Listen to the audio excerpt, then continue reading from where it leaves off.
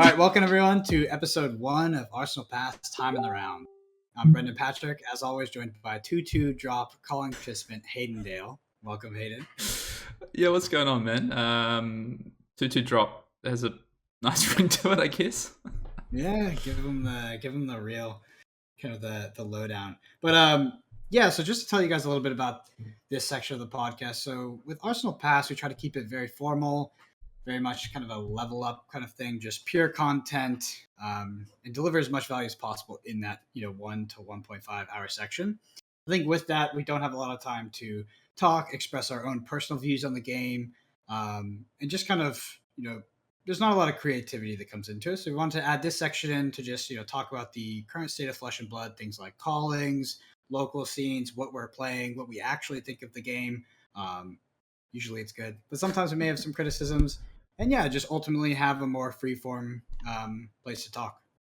Yeah. I think with the one thing when me and Brendan started Arsenal Pass was we wanted to be as structured as possible to deliver the highest level of information and be able to have someone listen to our pods for an hour or an hour and a half, whatever it may be, and come away with 4 or 5 really key points that they could then go and implement in their game. But as well, we like to talk about the game from just a standpoint of what we like, what we don't like, what decks we're playing, So let's do it. Yeah. Well, I mean, kind of easy one to lead into here because we had a big announcement last night and another big announcement this morning that I actually don't think was supposed to be an announcement, but it's up and it's happening. Yeah. So last night, the U.S. callings were announced. They did tease a U.S. calling on the last calling stream. They said calling in September. They didn't say callings. Turns out there's 4. There's one in Vegas, DFW, Cincinnati, and Orlando will be the Nationals as well. So that's crazy. So it's also being hosted by CFB, and I've been to these event centers. I've been to the Vegas one, and I've been to the DFW one for Magic events. The cap is around 1.5 thousand. So this is this is actually nuts. And just seeing the hype on the fan page and how quickly people how do I sign up? How do I sign up? These events are genuinely going to be massive. For a game that nobody plays, apparently, these events are going to be huge. What's the Vegas venue? Which venue is it? I believe I forget the name of it. It's the one I was literally telling some people this last night. I have the worst description. It's the one that's by that old hotel that was made by the mafia, which I think is every hotel. I was gonna say what hotel made by the mafia in Vegas narrows it down. Yeah, it's that one you get to by the train. Yeah, I think it's every convention center, but I'm pretty sure it's the same one that the Magic GP Vegas was held at. Okay, I know the one. That's where I went to the last GP Vegas for Magic. That's huge, right? It's a massive. Yeah, I mean these are going to be, and then you've got Nationals tied into the last one, right? So you get this culmination of the first proper calling season in the US. No offense, no offense to Brendan's second place. Yeah, I mean, I literally, kind of thorn in my side. I remember Hayden wrote our descriptor, and he wrote calling champion Hayden Dale and Flesh and Blood writer Brendan Patrick. I put top 8 competitor in there.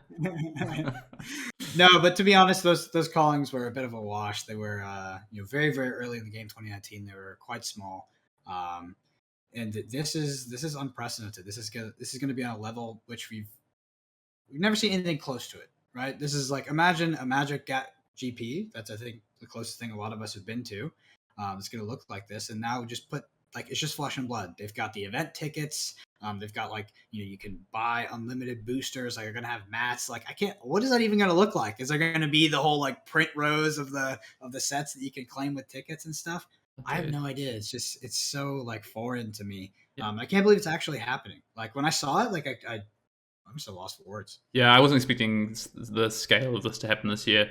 And I don't, for context, right? So the last calling that just happened in New Zealand, right, in Auckland, that was 250 people capped. So they could have had more if they had a bigger venue or able to do it. That was almost as big as the largest Magic event they've ever had in New Zealand.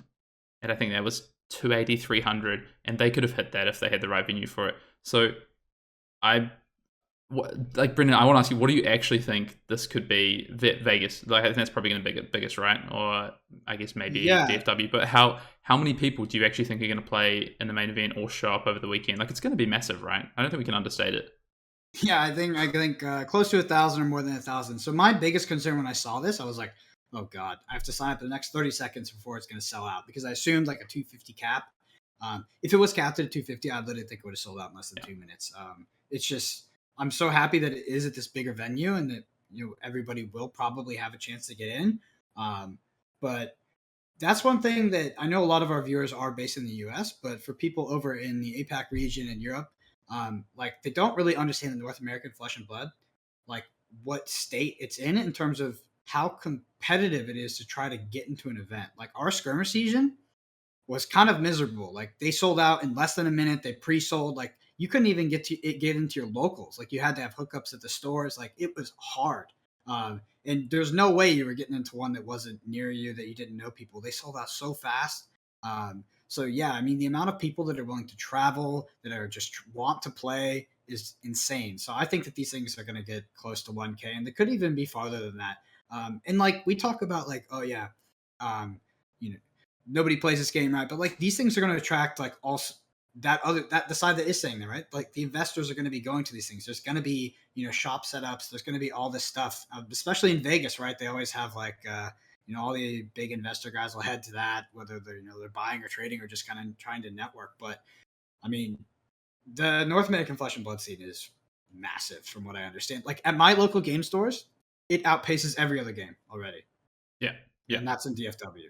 I'm So like not it's surprised. crazy. And you talk about like investors. There's high profile players coming over from other games as well. Personally, I've had interactions with two quite high profile players outside of Flesh and Blood, so with other games who I know are definitely going to be attending these events and starting to basically, for lack of a better term, grind for Flesh and Blood. They're going to be there for it, and they're excited by this game. They've played the game.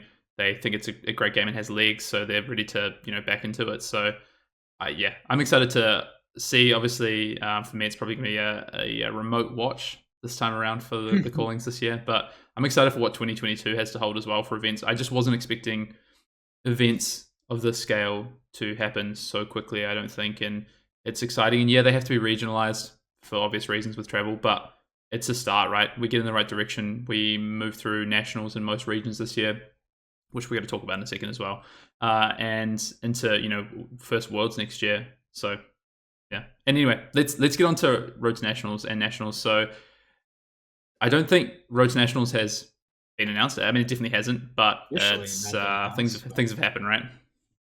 Yeah. So kind of in classic Legend Story Studios fashion, the Road to Nationals are up on the events locator, and you can join the events. It has not been announced though. And to go on top of that, stores are already selling this. And I'm talking this may be uploaded tomorrow, may upload in a few days. I'm telling you this literally probably less than 10 hours after these stores physically got their emails, and that's the store owner. So for them to even show up in the event locator, they have to have registered. So not all of them that are there are actually going to be on there yet. I was actually quite worried because I didn't see any in Texas, but I was able to communicate with some store owners here, and we do in fact have some. But yeah, I mean, they're capped at 24 to 32 players, and I don't think I think they're going to be pretty hard to get into because my locals is it's already sold out. It's already sold out. Like it's crazy. There was one on Facebook that was in Virginia. Like this was like 3-4 hours ago. I went and looked at it.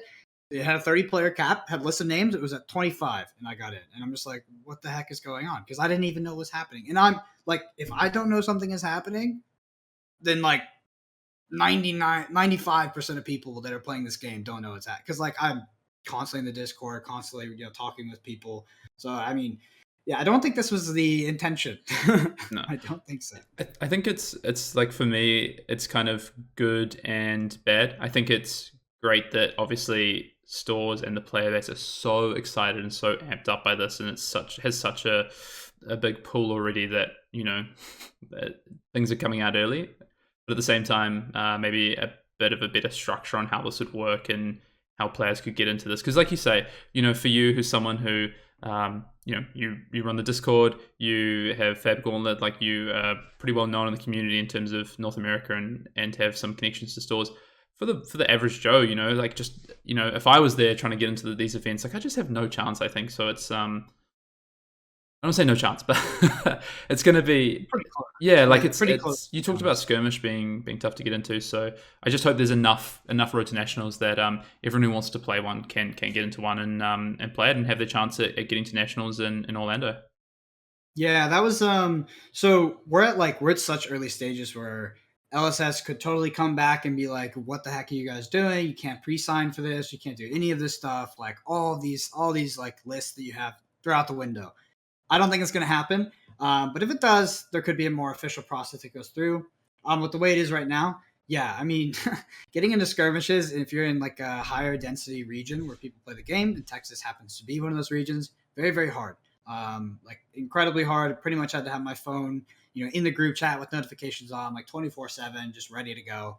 And I know plenty of locals that weren't able to play because it got sold out. But yeah, we'll have to see what they do, if there's any announcements, anything like that. But my goal is to play.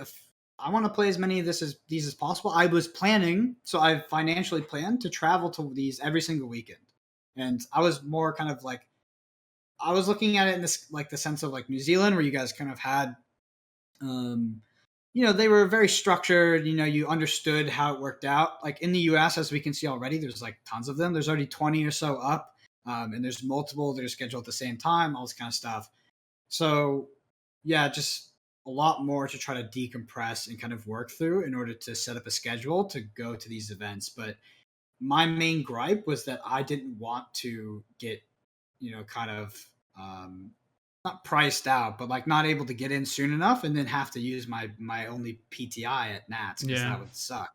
And like there's going to be people that may not even be able to participate in nationals because not because they're bad at the game, but because they have a job and a family and stuff like this. So I assume I want to say a couple of things. First of all, I've never played in a road to nationals. Being in Australia, we never got them last season, so in a similar boat.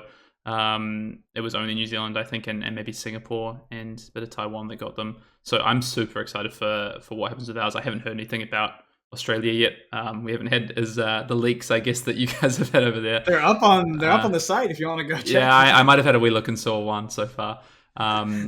But I also want to put a bit of a positive spin on it, right? Like just how excited people are for these events is, maybe so far I think the one thing that's maybe hurt or been a little bit of a detriment to LSS is that demand for things has just outstripped their expectation. A lot of things that's been the tough thing for them is keeping up with print runs, keeping up with skirmishes, keeping up with these events, and there's circumstances around that, but people are excited for it, so that's a positive. The other piece, right, is around XP. So we assume that some number of people, as they did for New Zealand Nationals in season 1 or first year of Flesh and Blood competitive play, will get in through XP. So are you sitting around that? Would you be someone who's close to that XP? I mean, you've played many skirmishes. Click it right now. Well, so let's do some live research. That's the thing. Is like I've played a lot of skirmishes, but I haven't played like a ton. I wasn't playing a ton of armories before like 2 weeks ago, so I'm actually only at 831 experience, which I know it kind of sounds like a lot. I think for is it 90 day? No, that's it's the 90 days. My 90 days 500. So okay. It's decent. It's not great. I can probably get it up to close to 1,000, I would assume. Yeah. But yeah, some people will get in. I'm assuming more people because of the proportion will get in with XP. So I just don't know how that works. I don't know if you already have a PTI, if it skips over you, or if like no, how many people. There's so many questions. Yeah, so I think because PTI, this is my understanding, and this is coming off the back of our conversation with Kieran McIntaggart from LSS, Organised Play Manager the other week that we did. The PTI and a Nationals invite are separate, and that is my current understanding. Although I think that needs to be confirmed by LSS. I think there's been a bit of a grey there. But my basic understanding is that if you go and travel to 10 Road to Nationals, you top 8 10 Road to Nationals, you don't get 10 PTIs, but you will get an invite to Nationals. And I believe, and this is what was done in New Zealand, is that they had a list of people who had invites to Nationals, and I think they had 100 and maybe 20 slots for players at Nationals, whatever it might be. They went, okay, here's 40 people who have qualified for Nationals through Road to Nationals. There might have been, actually 50 slots, but 5 people or 10 people did it twice. And then the next 80 comes from XP. So I imagine it'll be something similar in the US. So not only does going to these road to nationals and playing them benefit you in terms of if you top 8, you get an invite. It's also some pretty awesome promos, with the Yeah, assume the gold foils for first plus gold foils for top 8. But if you're playing those events, it's a higher XP modifier as well. So the more of these you play, the better chance you actually have of just getting into nationals through XP anyway from playing. So you're really incentivized to go to, as many as possible, really.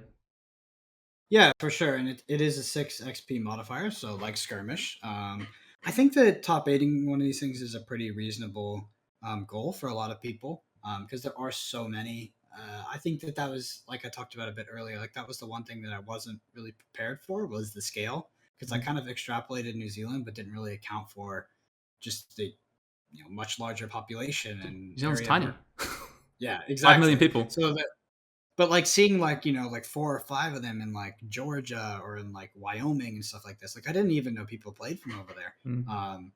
But yeah, it seems like they're going to be kind of all over the place. So if you can get in, yeah, I mean, there's plenty of opportunities to play and to compete in nationals. I think nationals is going to like to be at nationals, to be a participant in nationals is going to be a pretty reasonable goal for any player that is committed to the game. I think so. For the first year, I think the game is only going to grow, and you see it with Magic.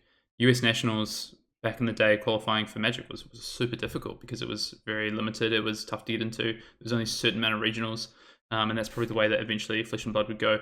So I just noticed I'm starting to get like golden hour of the sun. You can see the time difference. I'm in the morning. Brennan's in the late afternoon. But yeah, like people are going to play, and you like you say, like a goal of qualifying for nationals in this first year is super realistic. I want to give a comparison, right? Because we just talked about population. New Zealand is 5 million people, and they're getting events that have pretty significant at 250 people. Or sorry, yeah, at that sort of numbers that they could have even probably kept further if they're able to. That's a tiny state in the US. So you've got to imagine just how big the appetite's going to be in some of these larger states. Like how many people are in Texas, Brendan? I don't know, but like I know that my like a town outside of Dallas where I grew up is more than 1 million. Yeah. So Right. it's So like it's it's a lot more. Yeah, for sure. For sure, it's a lot more. But right. So we know we've got nationals coming for the US. I'm assuming in the next few weeks we're going to hear about nationals for the rest of the world, probably places in Europe, Asia, and probably New Zealand and Australia as well. Road to nationals look like they're probably going to need to be announced in the next 24, 40 hours. By the time we put this up, they could well be announced. Anything else you want to say on nationals or road to nationals? Obviously, you've heard your expectations. You're going to travel to as many as possible, play as much as possible, get to nationals, win nationals, of course. Anything else? I mean, it's definitely the goal is to win nationals. So I'll definitely try to do that. But one thing that we should talk about just quickly is, and this will lead into our next segment, is that the format, I think for every single road to nationals is classic constructed. Yes. So we did the podcast on transitioning from Blitz to classic constructed last week. And I think that we're going to see that kind of in full swing in the community because now, whether it's announced in that 20 to 48 hours, like Hayden said, or it is announced at the end of the month, which I think was the plan, we will see a large paradigm shift of the community going from Blitz to classic constructed because now we have a very actionable goal to work towards, and we have a different format to do it with. Yep, you to play the purest form of Flesh and Blood. I'm excited for. I'm just excited for so many people to get their hands on Classic Constructed and get into it. I'm excited to see what comes out of it. I think the last Classic Constructed season was quite stagnant because there just wasn't big populations of people innovating on decks, and the meta didn't really change. And I think we're going to immediately see that change. So yeah, I'm excited to see. So the first calling in where's the first calling? The first calling is like September 10th. Is that DFW or is that Cincinnati? No, that's Vegas. That's Vegas. September 11th is Vegas. And it's constructed. So yep, we get to see the constructed meta already. I'm expecting quite a bit Monarch of innovation. Constructed. Yeah. So this will be basically Road to Nationals and Vegas will be because Vegas coincides with what we believe might be the last week of Road to Nationals. Don't know officially yet. Yeah, so we do know because it's up on the events thing. Sure. September 5th, that weekend is the last Road to Nationals. So that's going to be the culmination of the Monarch constructed season, and then we're going to see Kingdoms ready for Nationals, ready for maybe whatever it might be after that callings. So Kingdom's world premiere is at yeah, Vegas that's on actually the crazy. 10th. You've got a Yeah, ticket on for that, right? Friday. Yeah, yeah, of course. It's like the first ticket I bought. I So was like, jealous. Yeah. dude, I bought all my tickets. Like I think I was with Dante on the on Discord because we were hanging out after like some event. We played some Armory, and like we were all signing up like together. And Dante's like literally the first person on every single registration list somehow because I was convinced that I signed up before him, but somehow He's yeah. If golden you go boy. look at Vegas, if you go look at Vegas, he's like literally number one for signups because they have like a registration sheet. But yeah, I mean it's crazy. Monarch Constructed, and then we go DFW, Kingdoms Limited. I believe That's it's awesome. Cincinnati, Kingdoms Limited, Yeah. and then Orlando is Kingdoms Constructed. Yeah, that's it's so cool. I'm actually like I'm not even secretly. I'm actually super jealous, and I know people say, "Oh, you've had the opportunity to play in this game."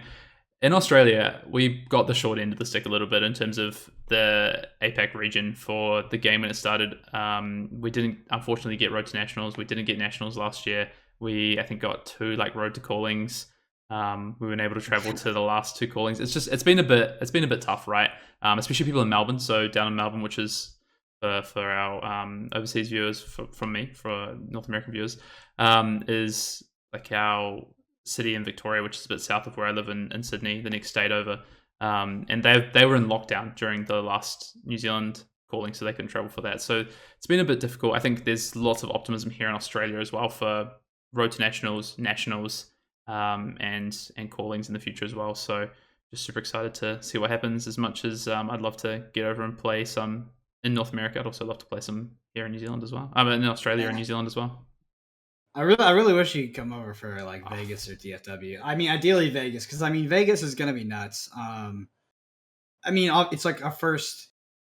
It's like Flesh and Blood's first GP, right? Like It's its coming first up, buddy, big man. thing. Like it's just so groundbreaking and just crazy for the game that I think if you're a fan of the game, like you've got to be at this Vegas one. That's It's right. gonna be like nothing that's ever like. Well, it'll be I don't know, it'll just be a moment in history. I already expect it. Fine. I'll see you at the first Pro Tour or Worlds. We'll be there. So Yeah, I gotta pick up my. I gotta save my PTI from 2019. So, but yeah. I mean, just want to since we did talk a little bit about switching over to classic now. You've played some classic. I've played some classic. What do you think about the current state of the game in the meta? just in general, just kind of state of classic Yeah, yeah, and yeah. So, like, obviously, I think we know that your views on the format are good. You say it's the kind of the prime format of Flesh and Blood, the best format. pure. Maybe Yeah. not a huge blitz plan over there, which I think is a product of you not playing enough Kano. But yeah. So, what do you think of Classic right now? I think obviously it's a bit Shane focused, I guess, is a way to say it. But what do you think of the state of it? Yeah, I mean it's in its infancy with Monarch, and I think in the future when sets come out, we're going to get really quick turnarounds or quick, not really quick, but quicker turnarounds of metas starting to develop. Whereas so far all we've had is a PTI at the Auckland Calling in New Zealand, which was 110 people, and a couple of online events. There's been no reason for people to innovate, right? Like and credit to I just want to shout out to yourself, Dante, and Davis, because you guys came up with a deck that was a fantastic week 1 deck. It's super consistent, it's super powerful. We're talking about the chain deck that we did a deck tech on that a lot of us played a few of us played at the PTI in Auckland. And so until there's something for people to iterate on, why not just play what I think is the best deck right now?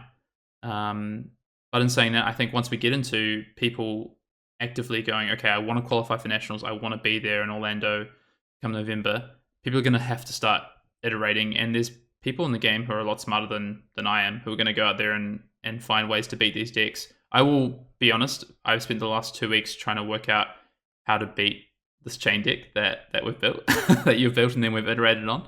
And there's a few things I think out there. I probably won't talk about them because we're going to start getting ready to test for nationals and Road to Nationals as well. But there is definitely ways to beat this chain deck and chain in this format. Like it's not easy, but I think that's kind of healthy for the game. Is that if you have a sort of a tier 1 deck and then people need to take that down, but it gets unhealthy if there's not a way to take it down. But I believe there is. There's a way to move on from the the current version of the format, which is, to be honest, it's chain, it's most other things at the moment. Yeah. But you like there's kind of the dance you have to do there is you have to be able to beat the chain deck, but still have game versus the other decks, right? Sure. Because we're not so chain dominated to where you could just be like, I'm just going to target. Yeah, I mean, maybe if you were going to a pro event tomorrow, you could just target chain and it'd be a good pick because a lot of people will be playing it. But I mean, Flesh and Blood is a hero centric format. I mean, I think that there's a lot of people that kind of stick to certain heroes and certain play styles. So almost no matter where the meta is, you could have medium to good players on just playing Dorinthia every single time. And you've got to have game versus those decks. And if if you're hyper focused on beating, a Shane deck or a Shane strategy, you could struggle there and drop games that you shouldn't. So I think like finding a well-rounded, consistent deck that can compete against the Shane deck is kind of where we're at right now for what we're looking for. Yeah, Flesh and Blood's an interesting game, right? Because you have, like you say, these people who are hero centric, right? They want to stick with the heroes, which is like that's, to be honest, one of the best parts of the game is that from a financial standpoint and from a gameplay perspective is that you can take the role of that hero, and you can really live in what that hero does, and at the same time you spend less money because maybe you're not caring about some of the other heroes around you. I think that's a good thing for gameplay because it forces people to go in and go, okay, how do I make this hero beat this hero? Like, what's the game plan to get this hero to beat this hero? We could talk. I always use an example. Maybe I overuse it, but maybe say Katsu, who traditionally is an aggro. The guy who loves Katsu, Sasha Markovic, obviously, wants to go, okay, how do I beat these other decks? And you iterate on what the hero can do. And there's so many ways that a hero can play in Flesh and Blood anyway. So, and then you have the other side, which is going to be the people who are just open to all the heroes. They want to learn as much as possible, be as competitive as possible, and be open to going, okay, well, actually, this hero that I've never really touched before might have a way that it can attack the format in quite a unique, different sort of angle. So I'm going to explore that and test that and work that out. So there's kind of two kind of streams which maybe you don't get in other games. I mean, you get like, if I use Magic as an example, right, you get like the red players. You get like all the green, control you players. get like red players, yeah, control green players, control players. Yeah, but it's not quite the same, right? It's not to the same extent as what you have with the hero-centric vision of Flesh and Blood. Yeah, I don't think so at all. But I totally agree with you about, like I use the same argument that you used earlier when a lot of people complain to me about the game, whether because of a dominant deck, they think it's it's not balanced. I always tell people that the game, like the deck building in this game, is so just archaic at this point in terms of like what people are coming up with. It's like very standard, very streamlined, nothing special. It's just like a lot of times just a bunch of mid-range decks or just ultra control decks or ultra aggro decks, and like that isn't like that's not like that isn't sophisticated deck building. It's not a lot of people in like that because there's nothing that's forcing them to innovate. So like I think as we come to these higher level events, people will really put the time in and putting the math behind setting these decks up, these resource spaces, what their deck is trying to do, the different game plans, their sideboards, like literally everything. But yeah, right now, I mean, I think that this will be true for a few years in Flesh and Blood. I think that the best deck is pretty much never discovered in as we're playing the game, and it hasn't been up until now. In every single format, I think the best deck has probably gone undiscovered. Yeah, I am perfectly confident that LCS have a cabinet full of decks that are much, much better than any deck we've had in any format so far by quite a significant margin. And you know what? That's not a knock against people playing the game right now. It just is a fact of a smaller game developing, is that one, there's less incentive to go out and innovate. Two, there's less information bubbling around, right? There's less things knocking about. The more players you have start to come in the game and build and innovate, the more ideas come out there.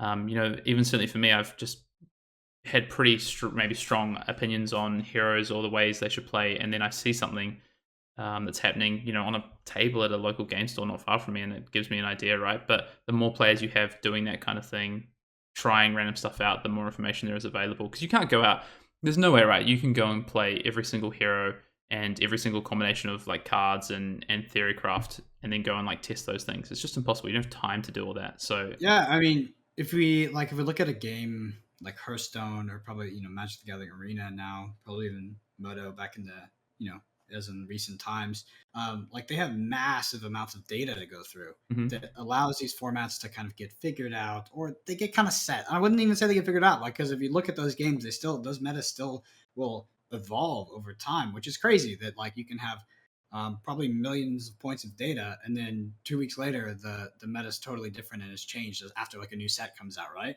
But like so in Flesh and Blood, you got to tone that volume down like you know a million points, right? Like we're a physical in-person game. We have very rough structures for social community online. Like we have a Facebook group and a Discord, both of which are not you know technically like sponsored by LSS, so there's no like real hub for people to talk.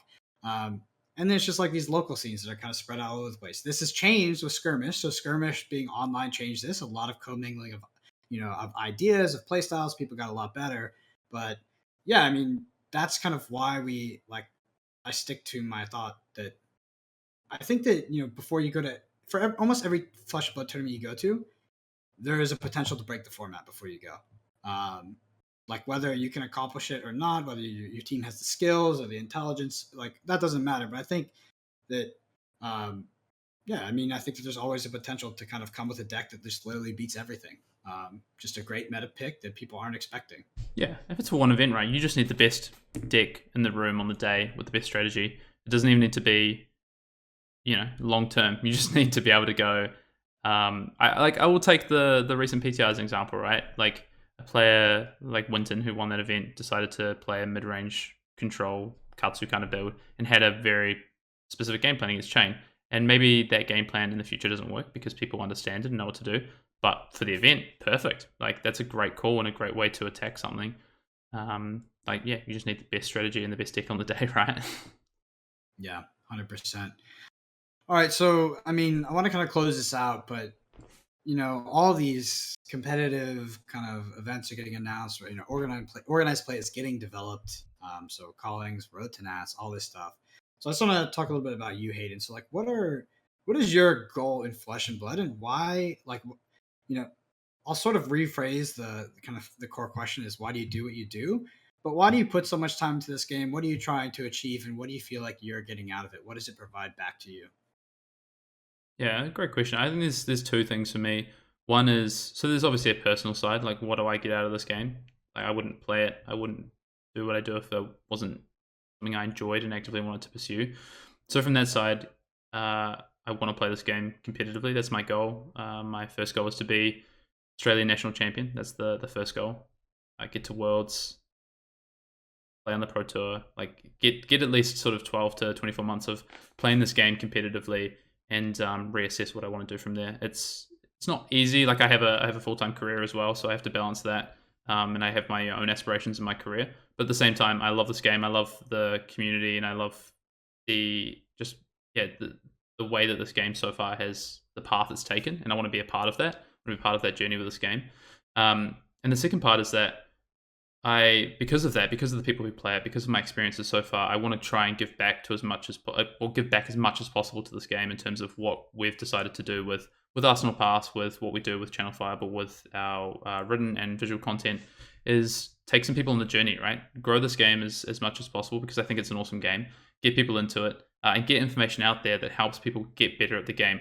I mean, there's the trajectory of this game and the skill of players over the past 2 to 3 months, especially the past 2 to 3 months, has been phenomenal from what I've seen. People are getting good at this game. There's so many players out there who are now, I would say, I easily and confidently say are much better than I am. And I'm excited to see that continue to grow. And there'll become a point probably where what I have to add is not as good as what other people have to add. But for now, I think, I got a lot to say and want to probably keep putting that content out there while trying to play the game competitively. If that makes sense. What about you, Brendan? What about yourself? Obviously, we know you've already got a pathway. Road to Nationals are coming up in the US. Nationals, you've got 4 callings. Now is your time to make the mark. What's your plans in this game, and why do you do what we do as well? Yeah, so I've had this reoccurring like personality trait like kind of throughout my life where I have a hard time with like perfectly balancing a lot of things. I just kind of tend to get really passionate about something and just like ultra commit to that. Flesh and Blood just kind of lined up there. In the past, for me, it's manifested with gaming. Back when I was younger, I played a lot of games like very competitively. Made money off playing games online, like all kinds of stuff like this. And then I played very high level sports with like rugby in college and all just a slew of things. I just tend to get, I guess it's a competitiveness. I just hate calling myself competitive, but I tend to just get really, really absorbed into like a hobby or something.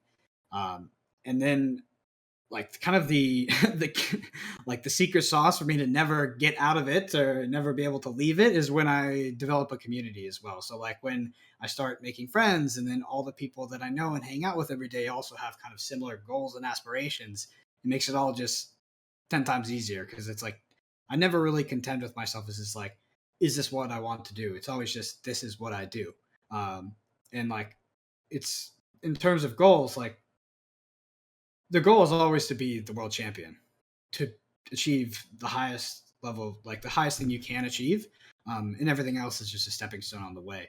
Uh, Probably something I struggle with as well is not appreciating, some of, all those wins you're going to get along the way, right? As you progress as a player and as a person.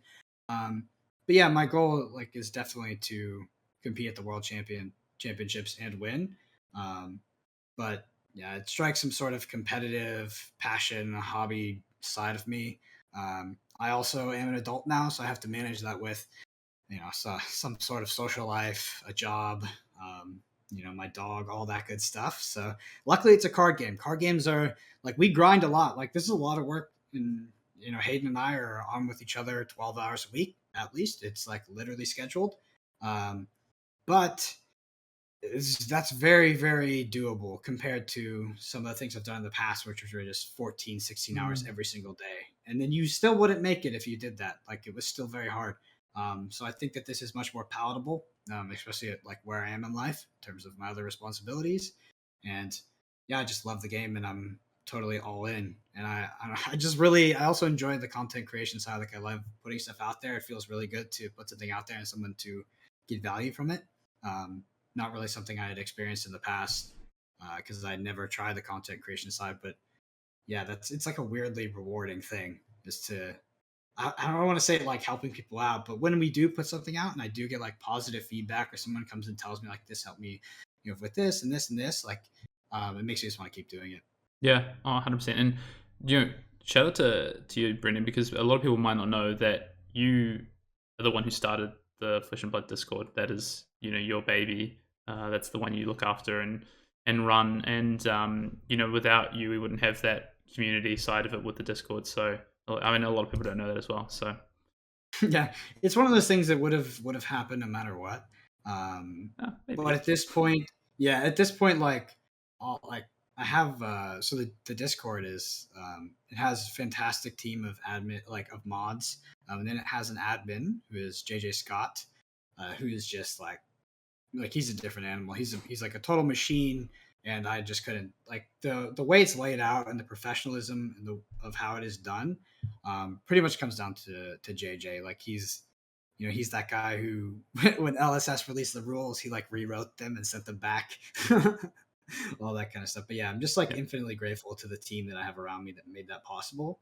But yeah, that's definitely a passion project. That's taking not on, always fun. yeah, taking on a life of its own though as well. Yeah, for sure. Cool. All right. Well, this is something that we, to be honest, kind of only just decided to do in the past. Well, we've talked about it for a while, right, Brendan? But it's not something that we had planned. We knew we wanted to put out some content that was a bit less focused on fundamentals. Maybe had a little less structure to it, but we could still share our thoughts on the game and get stuff out there that we think is really valuable and important, whether that be information about events like callings, nationals, road to nationals, the format, the game in general. Yeah, I don't know. Do you want to say anything about Brendan about how we plan to take this in the future, or any feedback you'd love to hear from people?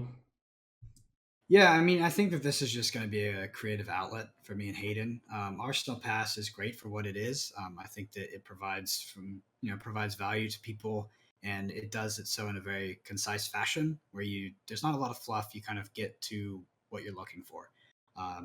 But at the same time, that comes to the sacrifice where me and Hayden don't really get to talk about our opinions on the game, what we're doing in the game, and just a lot of other just things that could be more creative that might detract from the core topic of the episode. So we just want to start this. It's more of like kind of an additional thing, not even supplementary. If nobody likes it, that's totally fine. But if you're interested and you just want to hear people talk about Flesh and Blood, then we decided to kind of do this little mini podcast on the side. Yeah, we have these conversations anyway, right? So if people don't want right? to listen to that, we're just going to keep doing it anyway for ourselves. So we just thought, there's some information here that people probably want to hear, so we'll put it out. Yeah, I just hope that like every single time we do this, you're bathed in that golden light. I'm gonna have to sort out I'm actually moving house next weekend, so I've got a new office set up and whatnot as well, because I've been working from home the whole transition of COVID, and it's been a bit of a mess. So I've got a new property we're moving into with an office and everything. I won't have this blinding light. I mean, it looks good, but it's a bit much, maybe natural lighting. Yeah, it looked very very ominous. What is the word? I don't know. But with that'll conclude episode 1 of Arsenal Pass, Time Around.